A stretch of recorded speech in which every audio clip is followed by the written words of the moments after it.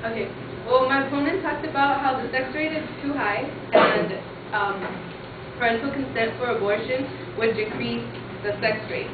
But in reality, sex, like people having sex is just a biological instinct. You can't really scare them into being abstinent because it's not like, I mean, there's many reasons people don't have sex and or don't want to have sex, but in the end, when it happens, it happens. They're not really thinking about, oh, my mom's going to be so pissed, or, oh, this is against my religion. It just happens. So you can't really scare them into not having sex. And his second claim was that policy allows a child to be taken to a clinic by a school nurse.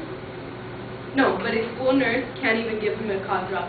But they're just being taken to a clinic where a doctor, which has more experience than a school nurse, is going to take care of them. It's not like the school nurse knows all the past medical history of the child as a doctor will.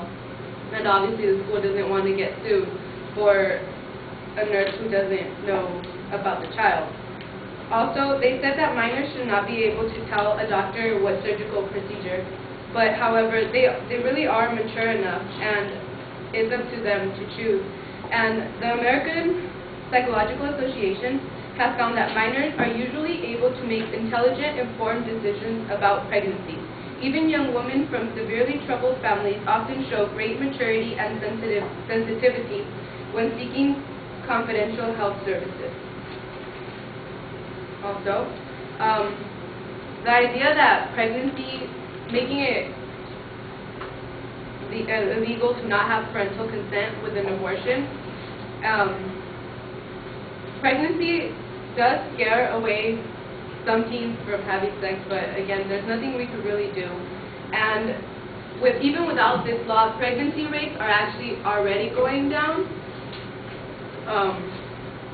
The birth rate has dropped 2% since 2003, and it's actually the 13th consecutive year that it dropped. And about abortion rates are not really changed by this law. Like in Tennessee, well, according to feministing.com, in Tennessee the abortion rate actually went down when a federal court suspended a parental consent requirement and rose when the law went back into effect. So when there was no parental consent, there was actually less abortions.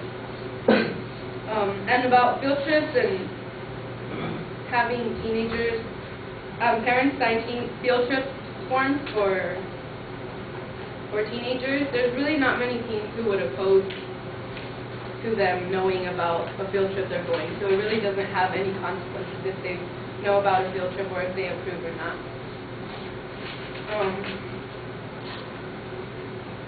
Also, teens, okay, if they don't have the ability to have a legal abortion, there's many, like I said earlier, who go to neighboring states where they can have an abortion without parental consent. And in California, especially in California and Southern California, where Mexico is really close, that might be their option.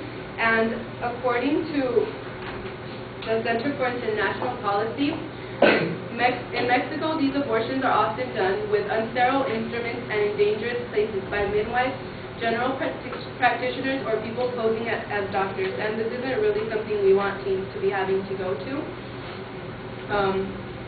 So instead of doing this, we should invest money to help them make good decisions and give them confidential health services. Because like an article from the Electric Law says, this is just an intrusive law that claims to encourage family communication while clearly undermining the best interests of families, which ends up ill-serving teenagers. Thank you.